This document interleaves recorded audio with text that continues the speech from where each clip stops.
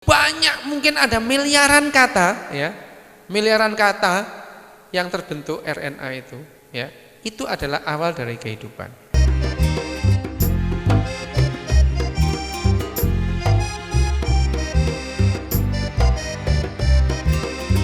Selamat malam, salam sejahtera, Swastiastu. Ya, menindaklanjuti, waduh bahasanya. Menindaklanjuti apa yang dikatakan oleh Mas Iwan tadi. Ternyata Mas Iwan itu tetangga saya di Malang, saya tidak tahu. Baru tahu tadi.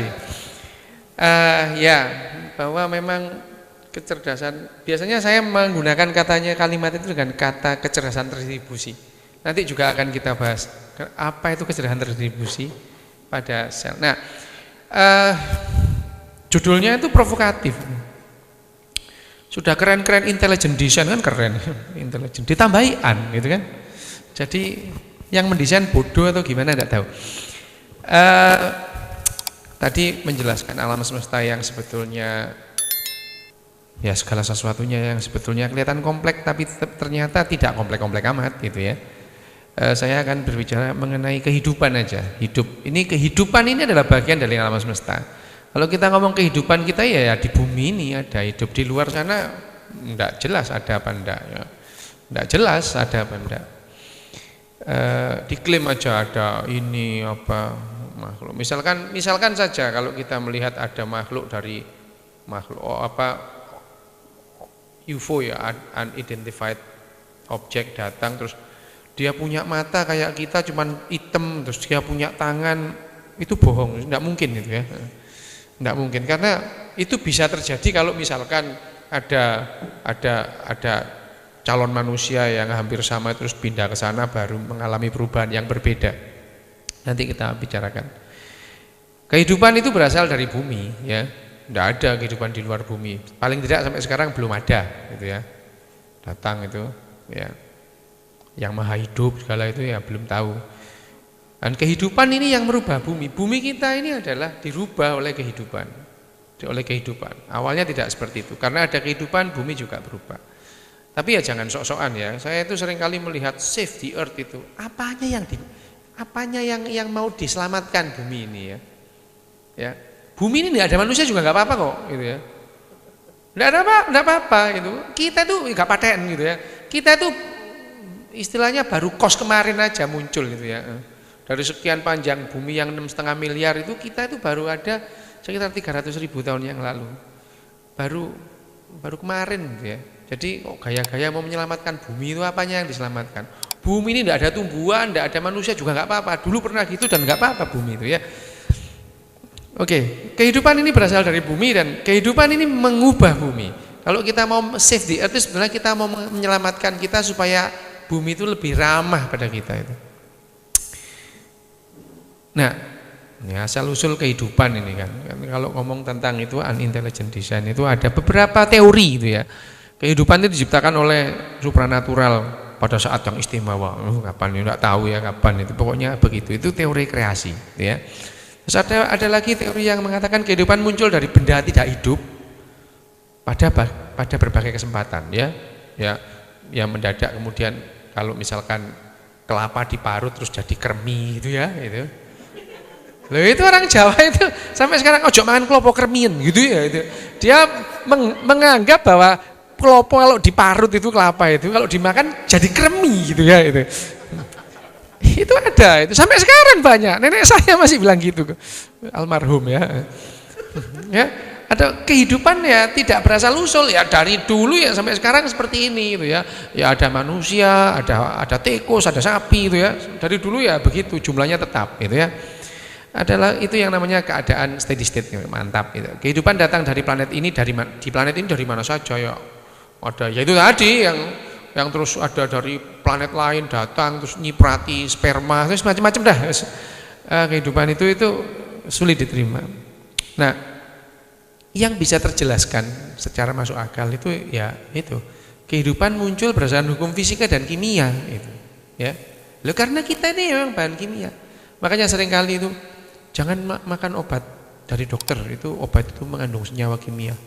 Lah mana ada yang enggak kimia di bumi ini itu. Air aja kimia kok ya. Ya, semua itu.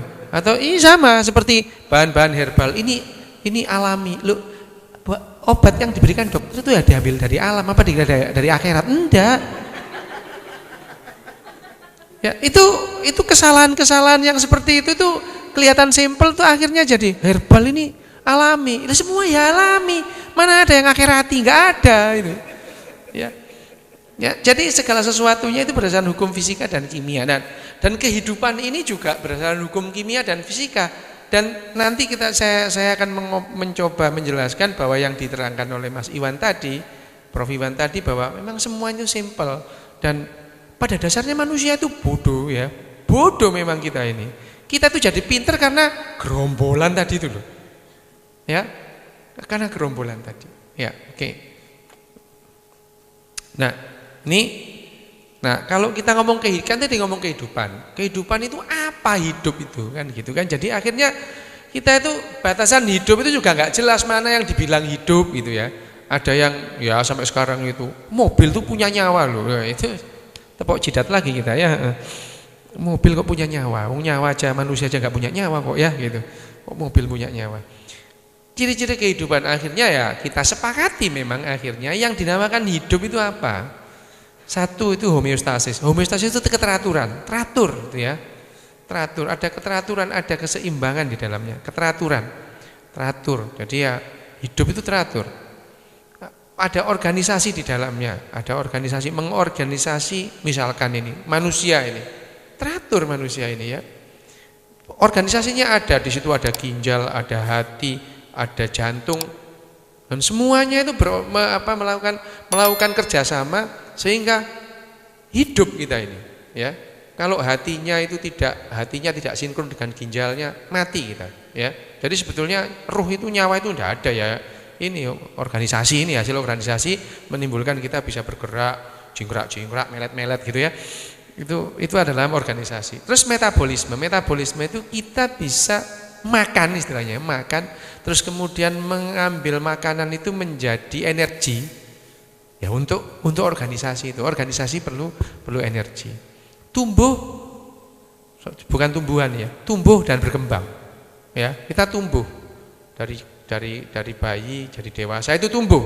Berkembang itu ya itu dari goblok jadi dikit lebih pinter, terus begitu tua goblok lagi gitu ya. Banyak yang gitu ya. Terus salah satunya itu bisa beradaptasi terhadap evolusioner. Terus kemudian ciri lain adalah respon terhadap rangsang ada. Kita merespon rangsangan luar gitu ya. Tumbuhan itu bisa merespon ya, bisa merespon rangsangan. Sama, ciri-ciri hidup itu. Dan kemudian reproduksi. Kalau yang tidak ini ya tidak hidup. Ya, contoh aja. Virus itu bukan termasuk organisme hidup. Kenapa? Dia harus hidup di organisme lain. Enggak bisa dia hidup sendiri, itu enggak bisa gitu ya. Enggak bisa. Dia itu harus metabolismenya itu mengambil dari metabolisme lain. Enggak ada, ya. Jadi ada batasan hidup itu apa? Ya itu hidup. Nah, yang dikatakan unit terkecil dalam kehidupan itu adalah sel. Ya. Hidup yang dinamakan hidup yang paling kecil itu sel. Sel itu adalah unit kehidupan terkecil. Semua organisme hidup tersusun atas sel. Ya, tersusun atas sel. Nah, organisme yang paling sederhana ya sel-sel soliter, bakteri gitu ya. Itu sel-sel soliter. Nah, organisme yang lebih kompleks ya manusia ini selnya banyak kita ini. Ya. Sel kita banyak. Dan yang namanya saya Riu ini selnya yang mempunyai genomnya Riu itu lebih sedikit daripada bakteri yang ada di sini. Kalau bakteri ini saya usir, mati saya. Mati. Jadi yang namanya tubuhnya Riu ini, itu di situ ada bakteri dan bakterinya jauh lebih banyak daripada selnya Riu itu sendiri. 1:20. Loh ya, ini banyak bakterinya di sini. Tapi kalau bakteri itu diusir semua, langsung teksek matek besok itu. Mati. Iya, makanan kita itu perlu kita kerjasama dengan bakteri ya itu. Tapi kalau bakterinya terlalu banyak, salah satu komposisinya itu ya sakit lagi kita ya. Jadi ini kerjasama yang bagus antara selnya Riu dengan bakteri-bakteri yang lain itu, sehingga ya Riu bisa ngomong, bisa ngedabrus kayak gini nih ya. Itu tiap hari. Ya, karena otak itu, otak saya untuk saya ngomong itu juga disuplai dari organ-organ yang lain, yang di organ yang lain juga ada bakterinya juga gitu ya. Tapi karena bakteri itu, karena itu selnya itu lebih sederhana daripada selnya Riu ini, sel saya ini, selnya manusia, sehingga kalau di total biomasanya gitu, kalau dikumpulkan bakteri-bakteri itu ya sebesar otak aja. Ya, tapi jumlahnya itu 20 kali lebih banyak daripada sel tubuh saya sendiri ya. Itu juga organisasi ini ya, organisasi. Dan masing-masing itu tadi, masing-masing itu bodoh sebetulnya. Sel ginjal itu ya, kalau sendirian nggak bisa ngapa-ngapain, dia goblok ya. Tapi kalau dia ngumpul beberapa sel ginjal membentuk yang namanya glomerulus dan sympaiboman, dia bisa memfiltrasi air. Airnya difiltrasi, barang-barang racunnya dibuang. Jadi pinter dia. Gitu ya. Sel hati itu juga gitu. Hati itu kalau dia itu ada makanan yang beracun gitu, dimakan racun. Tapi kalau sel hati itu sendirian, enggak bisa. Tapi kalau dia mengumpul dari jaringan sel Kupffer, makan racun dia. Yaitu tadi yang dibilang kecerdasan yang terdistribusi atau kecerdasan gerombolan tadi itu ya. Tapi kalau di sini memang soliter orang Indonesia itu. Kalau sendirian, bisa menghabiskan miliaran rupiah. Ya, itu. Nah, itu. Nah, ya yang namanya menempati setengah skala kompleksitas organisme biologi itu ya sel tadi itu. Sel itu ya itu tadi kompleks, padahal awalnya itu simple, sederhana banget, seperti yang dikatakan Mas Profesor Iwan tadi itu ya. Nah, evolusi sel. Sekarang kamu ngomong kok bisa sel itu dari kompleks itu dari mana asalnya? Munculnya variasi secara acak pada kode genetik. Kode genetik ya, terjadi pada individu dan keturunan. Sama. Gini gambarannya ya. Kalau saya punya anak, anaknya tidak akan persis dengan saya. Beda. Bedanya pasti sedikit gitu ya. Sedikit. Ya hidungnya mirip, kupingnya ya ada gitu. Ya. Tapi selalu ada mutasi, ada perbedaan antara saya dengan anak saya. Itu beda pasti. Ya, sel itu pada saat dia membelah, ya secara hampir 99,99% itu sama dengan induknya. Tapi dia sudah merupakan sel yang berbeda. Karena apa? Kode genetik itu pada saat dia difotokopi itu mesti ada peluang untuk salah. Ya. Dan selalu kalau salah sedikit enggak apa-apa, kalau salahnya banyak mati. Gitu ya. Nah, yang sedikit ini sedikit ini lama-lama jadi beda, sehingga yang dulunya itu bakteri yang simple sekarang ya jadi manusia, jadi wedhus, jadi sapi gitu ya. Itu semua saudara. Ya, dengan nenek moyang yang sama. Jadi kalau kita makan sapi, makan saudara. Loh, jangankan gitu, makan bengkoang ini saudara itu. Hanya saja itu nanti pisahnya di mana saudara dengan kita itu. Kapan kita bersepupuan sama mereka itu. Nah, seleksi dari kode genetik itu membantu individu bertahan hidup. Betul ya. Pada saat bervarian, muncul variasi banyak itu membuat spesies kita itu lebih berpeluang untuk melanjutkan kehidupan. Ya.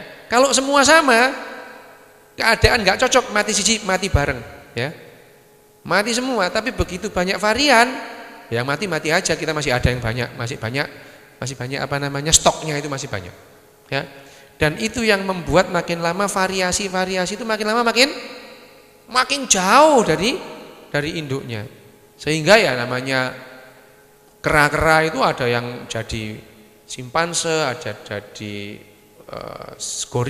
gorila lama dari orang hutan jadi manusia. Ini kita kera-kera besar ini ya. Ya. Iya, kita ini primata kita ini, ya. Primata yang antara bonobo dan simpanse itu. Ganasnya itu loh ya.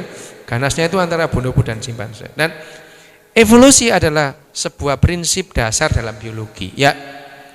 Dalam 150 tahun terakhir ini, tepatnya 168 ya. 168. Itu ilmu-ilmu atau teori-teori biologi yang bisa diterima adalah teori biologi yang bisa mengadaptasi evolusi dan seleksi alam. Kalau tidak, tidak. Ya. Karena harus menjelaskan mekanismenya seleksi alam dan kesejarahan itu. Semua yang diakui. Nah, sel merupakan unit yang menyusun bagian yang tandem kecil. Dimulai dengan asal mula sel di bumi. Jadi kita semua ini, organisme hidup itu berasal dari satu sel. Mungkin waktu itu banyak sel ya, banyak sel-sel itu. Tapi di antara sel-sel yang sedemikian banyak, mungkin miliaran itu, hanya satu sel itu yang menjadi nenek moyang kita bersama. Nenek moyang kehidupan bumi yang di bumi yang ada sekarang ini. Satu, ya. Kok bisa? Masa iya? Loh, tadi itu, baru 8 step aja sudah ruwetnya kayak gitu, ya. Apalagi ini 3,5 miliar tahun yang lalu, dan setiap kali 1 menit ada satu pembelahan. Bayangin, ya, 1 menit satu sel membelah jadi 2 menit satu sel sudah jadi berapa? Dan kalau itu 1 jam, lah kalau 3,5 miliar tahun, ya itu apakah tidak jadi kelihatannya rumit padahal sederhana aja, misah aja gitu ya. Nah, membran molekul itu menyediakan bahan-bahan ensel untuk replikasi sel itu sendiri pada awalnya. Mengikuti hal ini dapat dideskripsikan transisi penting yang terjadi dalam evolusi. Jadi sebetulnya sel-sel ini juga simpel saja itu. Mereka itu berubah sedikit demi sedikit sampai akhirnya demikian kompleks. Dan akhirnya dapat disimpulkan bahwa satu sel berkembang menjadi organisme multiseluler seperti kita ini, menjadi terspesialisasi dan bekerja sama dalam suatu formasi organ yang rumit seperti otak. Otak kita ini rumit banget. Ada 100 miliar sel di situ. Ya, 100 miliar sel di otak kita, manusia ya, manusia. Terus kemudian kira-kira satu sel itu tangannya itu, valensi tangannya itu, tangannya itu antara 7 sampai 11. Dia itu saling berhubungan, bayangno. Hubungan, jadi ada itu berapa hubungan, koneksi itu hampir tak terbatas. Rumit sekali. Ya, tapi awalnya juga dari simpel, dari satu sel. Ya. Masa lalu itu meninggalkan banyak tanda yang bisa kita analisa, ya. Nenek moyang kita, tumbuh-tumbuhan dan hewan itu terawetkan dari fosil. Fosil bisa kita lihat, ya. Fosil kita lihat. Tapi sekarang ini dengan adanya biologi molekuler, tidak perlu lah, ya bolehlah orang meneliti fosil sebagai hiburan, ya. Iya, tapi kita bisa men-trace sejarah kita itu tidak bisa lewat fosil, lewat genom kita ini loh. Sudah cukup gitu ya. Kita pernah jadi tikus itu ada di situ ya, pernah di situ. Dulu kita pernah menjadi yang semacam tikus, bukan tikus ya, sekali lagi ya. Kita pun tidak pernah jadi monyet, tidak. Tapi monyet sama kita itu mempunyai nenek moyang yang sama. Kebetulan nenek moyang yang sama kita itu lebih mirip monyet daripada mirip kita gitu ya. Ya gitu ya, itu evolusi. Bukan kita keturunan monyet, bukan, nggak pernah gitu ya. Monyet yang ada sekarang ini sama kita mempunyai nenek moyang yang sama, dan nenek moyang yang kita yang sama itu lebih mirip dia daripada mirip kita itu. Gak apa-apa, mirip aja kok ya. Nah, saat ini biologi molekuler, biomolekul itu merupakan sumber informasi tentang evolusi yang melimpah, sangat melimpah. Ya, contoh kita manusia ini ada genom manusia ini ada 23 kromosom. Kromosom kita yang pertama itu berbicara mengenai spesies kita ini. Spesies kita itu kapan berubah, sudah enggak usah ngurusin orang antropologi, itu ada di situ, tercatat, tertulis ya. Jadi kita bisa baca ya dengan kitab genom kita itu. Nah, kromosom kita nomor 2 berbicara tentang sejarah kita itu. Sejarah kita melawan penyakit dalam kehidupan kita yang dahulu, ya itu. Seperti itu. Itu biologi molekuler itu sumber informasi yang melimpah untuk mempelajari kehidupan kita dari waktu ke waktu. Nah, yang jadi persoalan itu begini. Bagaimana evolusi terjadi dari sel pertama menuju keanekaragaman hayati seperti sekarang itu? Ini sekarang mudah dijelaskan. Sangat mudah. Yang tersulit adalah bagaimana menjelaskan dari benda-benda yang mati itu jadi sel. Itu adalah bagian yang sulit. Begitu jadi sel, terus jadi wedhus, jadi sapi, jadi manusia, gampang menjelaskannya. Ya, makin lama makin terjelaskan dan makin jelas memang. Tapi yang paling sulit adalah menjelaskan bagaimana yang namanya karbon, nitrogen, hidrogen itu kok menjadi satu, jadi bisa hidup. Nah, itu yang jadi masalah. Yang paling sulit menjelaskan dalam ngomong soal kehidupan ini. Tantangan adalah bagaimana prosesnya dari molekul-molekul yang tidak hidup menjadi sel pertama. Dan bagaimana molekul biologis sederhana dapat terbentuk di bawah kondisi prebiotik. Ya. Keadaannya betul-betul kalau misalkan mesin waktu itu betul-betul ada, Anda itu dikirim langsung ke 4 miliar tahun lalu. Pak, begitu datang langsung mati. Langsung mati. Ya. Kenapa? Loh ya oksigennya aja gak ada kok, sesek nafas langsung dut ya. Dut itu bahasa Belanda, dut ya, dead, mati dut. Ya, gitu. Itu. Jadi kondisi pada saat itu sangat tidak mendukung untuk tumbuhnya sebuah kehidupan. Lah kok bisa gitu ya itu. Ini adalah tantangannya. Nah, sekarang kita ngomong bumi purba ini ya. Yang saya bilang tadi, kenapa Anda kok kalau ke sana langsung dut itu ya. Lingkungannya sangat keras. Gempa vulkanik setiap saat. Ya. Sinar kosmik tidak tersaring, ya. Ya. Enggak ada atmosfer kok. Begitu sampai sana langsung leleh. Langsung leleh. Dan hujan sangat deras. Hujannya bukan sembarang hujan gak jelas. Hujan asam, hujan basah, macam-macam sudah. Ya. Hanya ada sedikit oksigen bebas dan tidak ada lapisan ozon untuk menyerap radiasi ultraviolet. Nah, bagaimana keadaan semacam ini memungkinkan terbentuknya sebuah kehidupan? Ada lagi, suatu reaksi fotokimia dari radiasi mungkin dapat menjaga atmosfer yang kaya molekul aktif, tapi jauh dari homeostasis itu. Mungkin, ya, mungkin. Ini bumi purba. Ya. Nah, evolusi biokimia. Nah, sekarang dalam keadaan seperti itu bagaimana menjelaskan muncul yang namanya cikal bakal kehidupan. Nah, bumi purba itu diyakini dan dibuktikan bahwa molekul-molekul organik sederhana pada saat itu melimpah ya di bumi waktu itu ya, bumi ada CO2, ada CH3, metana, ada NH3, CH4, ada NH3, ada H2. Nah, kalau ini dipanaskan dengan air, ya karena suhunya waktu itu panas, hangat ya, dibilang hangat. Kok hangat ya 300 derajat Celcius kok hangat ya? Ya melonyoh kita ini ya. Tapi itu termasuk hangat kalau dibandingkan matahari ya memang ya. Kalau kemudian diberi energi listrik dan radiasi sinar kosmik. Nah, kok ndilalah gitu ya. Ndilalah menghasilkan asam sianida dan formaldehid HCHO ya.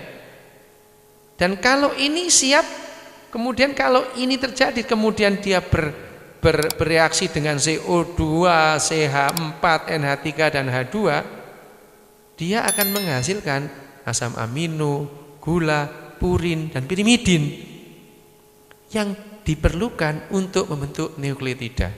Ya, simple seperti tadi, bahwa kan yang namanya CO2, CH4, NH3 dan H2 kalau bereaksi menjadi HCN. HCN terus balik lagi bereaksi dengan bahan-bahan itu menjadi asam amino, gula, purin dan pirimidin. Nah, pertanyaannya lagi, bagaimana asam amino gula itu jadi hidup? Gula itu kan gak hidup gitu kan. Nah, itu dari tantangan lagi.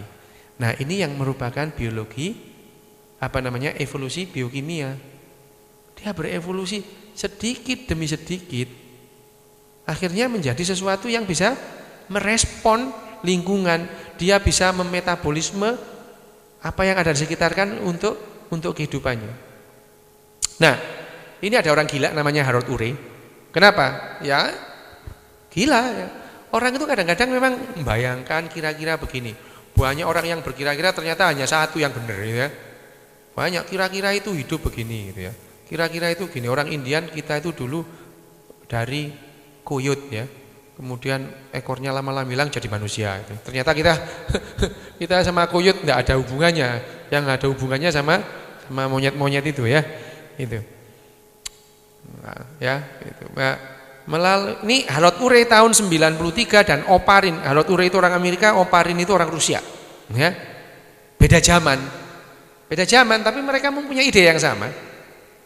Melalui proses evolusi bentuk kehidupan yang pertama itu berkembang menjadi jenis makhluk hidup seperti sekarang ini, ya. Ya ini dia mempunyai konsep yang sama. Nah, ada orang yang istilahnya memaintain orang gila, ya orang gila juga sebetulnya ya. Orang gila diikuti jadi orang gila. Stanley Miller itu ya jauh jaraknya dengan Harold Urey, tapi dia ini berhasil membuktikan Urey menggunakan tabung kaca dengan kelengkapan pengaturan memasukkan gas-gas yang dibilang Urey tadi itu. Ya. Lah pertanyaannya itu loh, Urey itu tahu dari mana bumi purba kayak gitu kan gitu ya. Gitu kan? Ya itu aja. Tapi ide dari Urey itu dibuktikan oleh Stanley Miller. Simpel aja kayak gini nih. Ya, alatnya Miller itu. Ya, dipanasin ya, air laut purba tiruan, air laut dikasih tadi itu barang-barang CH3, CH4, NH3 macam-macam, terus kemudian dia ada listrik segala. Ya, masuk.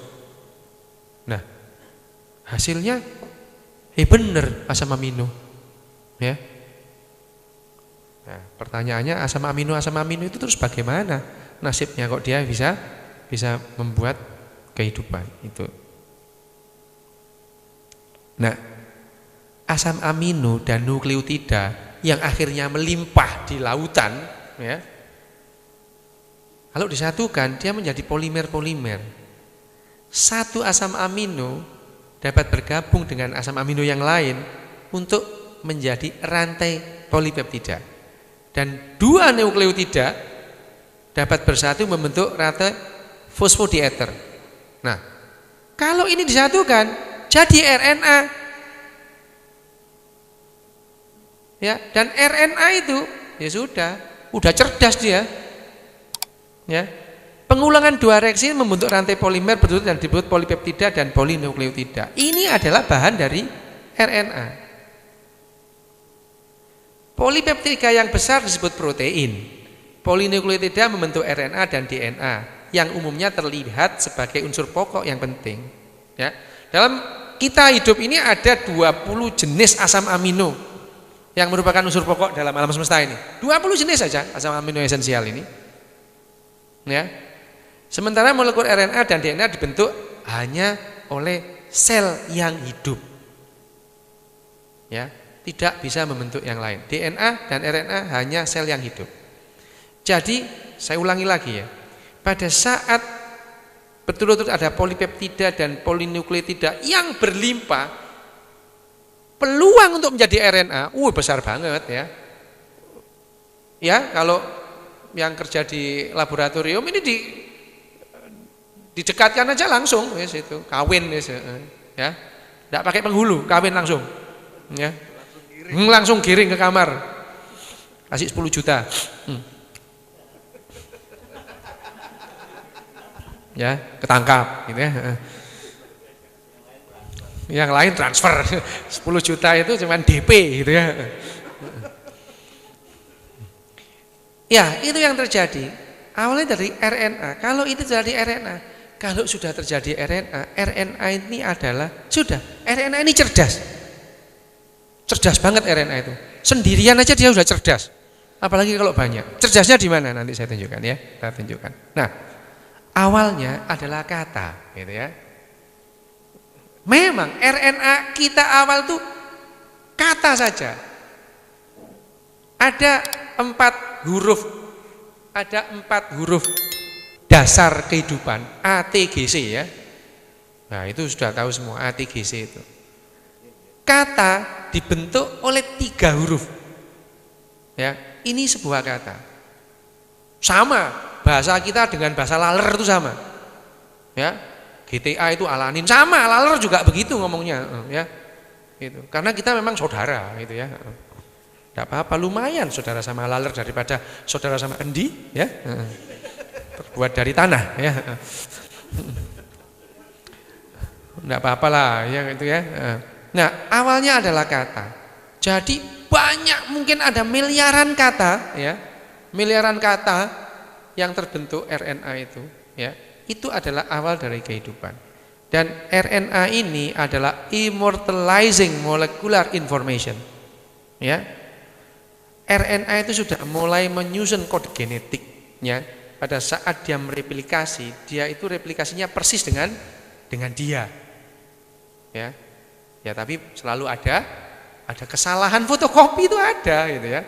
Kesalahan fotokopi selalu ada, tapi kayak kecil-kecil. Kalau kesalahannya banyak, mati langsung, letal. Ya, nah itu.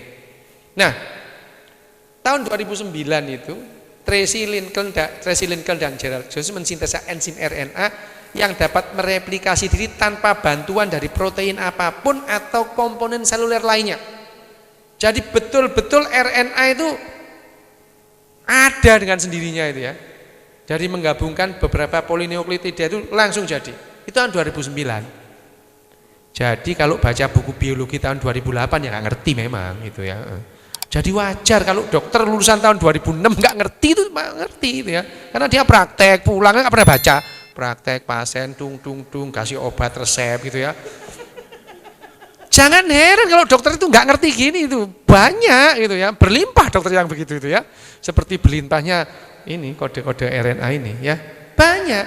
Apalagi dokter yang lulusan tahun 72 gitu ya. Wah, ampun deh, wis nggak ngerti dia itu. Nggak ngerti ya, dia tetap itu kalau dia nyawanya pergi dulu, nyawa nggak ada dok gitu ya. Ya, ini nyawanya sudah pergi, ini nyawanya nggak ada dok gitu ya. Kamu gimana sih? Saya dulu belajar ada lah, dokter belajarnya tahun berapa gitu ya. Itu ya, itu jangan dianggap kalau dokter itu tahu semua bahwa nyawa itu enggak ada, itu enggak tahu, banyak yang enggak tahu gitu ya. Dan diyakini gitu ya. Enggak apa-apa. Tapi jadi tahun 2009 itu sudah dibuktikan bahwa RNA itu dari situ ada. Dan RNA itu terus kemudian bervariasi, ya. Nah, selanjutnya akan lebih sederhana dari RNA kemudian RNA menjadi DNA, karena RNA awalnya adalah kata RNA, ya. Tapi kata ini bersifat tidak stabil, ya, tidak stabil. Kok ndilalah gitu ya, ndilalah ini ya. Kemudian ada RNA yang kemudian menjadi DNA. DNA lebih stabil, ya. DNA lebih stabil dan dia punya kecenderungan untuk mereplikasi dirinya, ya. Dia membelah mereplikasi. Satu DNA menjadi dua DNA yang identik. Dua DNA menjadi 4 DNA yang identik. Tapi keidentikan ini tidak 100%. Selalu ada variasi. Ada variasi. Nah, kalau 1 menit sudah ada 4 variasi, 2 menit ada 8. Ya. 1 jam berapa? 3,5 miliar tahun berapa? Jadi ya kelihatannya jadi kompleks. Padahal cuman gitu aja gitu ya. Ya, gitu. Nah, sekarang seperti ini kok bisa menjelaskan? Kok bisa tadinya itu 1 sel menjadi banyak sel gitu ya. Itu tadi, kecenderungan sel itu pada saat dia bekerja sama kemudian lebih menguntungkan, replikasi berikutnya ya sama gitu. Menguntungkan gitu. Ya banyak juga varian-varian yang di tengah jalan meninggal itu, mati, punah ya banyak gitu ya. Ya seperti gajah, dalam sejarah pergajahan kan banyak gajah itu. Yang sekarang bertahan cuman gajah Afrika sama gajah Asia, ya. Mamut, mastodon hilang karena ternyata perilakunya itu membuat dia gampang mati. Perilaku mamut dan mastodon itu. Kalau dia musim dingin dia ke selatan, kalau musim panas dia ke utara, gitu kan? Jalan terus capek, mati, gampang mati.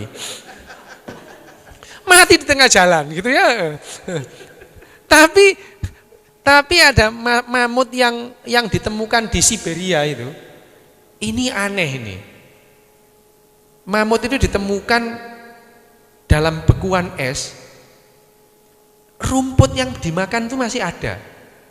Apakah dia itu membeku mendadak itu kan? Iya kan? Rumputnya itu masih tergigit di mulutnya itu. Apa yang membuat seekor mamut itu beku mendadak itu tanda tanya besar. Peluangnya berapa? Kira ya? Iya, itu kok bisa itu? Kalau dia tuh nyemplung terus dia jatuh ke mana? Jatuh ke es itu kan ya enggak langsung beku dia. Ya, enggak langsung beku. Apakah di situ terjadi mendadak suhu udara langsung beku mendadak? Ya enggak tahu. Nah, peluangnya berapa? Itu harus ya. Harus menjadi pertanyaan. Nah, begini, akhirnya seperti ini ya. Ini adalah prokariota, ya.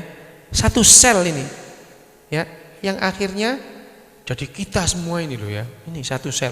Jadi mungkin banyak prokariota, banyak dulu prokariota. Satu prokariota itu menjadi nenek moyang kita bersama. Nenek moyang kita, ya nenek moyangnya bengkoang segala itu, ya. Loh ya, kenapa sih kok saya bengkoang? Enak bengkoang itu, ya. Itu untuk membohongi perut. Orang Jepang itu kalau membohongi perut bengkoang dan lobak gitu ya. Itu lapar, kenyang padahal masih nggak makan. Ya gitu. Nah, ini adalah sel yang sederhana, itu adalah prokariota. Bagaimana jadi eukariota? Yaitu sel kita ini punya aturan seperti tadi itu. Kita itu punya aturan. Dan sel kita pada saat dia duplikasi, pada saat sumber daya tidak memungkinkan untuk dimakan, sel itu punya aturan, boleh saling makan. Ya, jadi dalam keadaan paceklik kita boleh saling makan. Itu aturan dalam sel. Itu ada dalam inti sel, dalam aturan kode genetik itu ditentukan. Tapi kalau ada makanan di situ, ya jangan makan saudara, gitu ya. Tapi kalau makanan saudara pun boleh dimakan, gitu ya. Itu adalah aturan dalam sel. Yang penting hidup. Nah sekarang prokariota menjadi eukariota. Ini ada perbedaan mendasar antara sel binatang dengan tumbuhan. Ya, di sini sama. Kita punya yang namanya mitokondria macam-macam, tapi kita itu tidak punya klorofil.